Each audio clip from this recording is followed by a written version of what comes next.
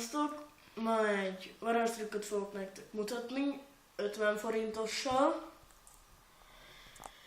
és ez nagyon rövid trükk lesz. Akkor nézzék.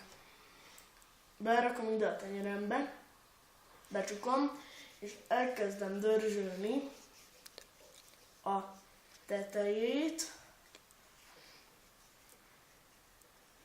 Megmondom valakinek fújjon rá, vagy valami, és szép. 50 forintos. Na akkor ennek a kártyatrükknek, már vele vagyok bolondul, trükknek a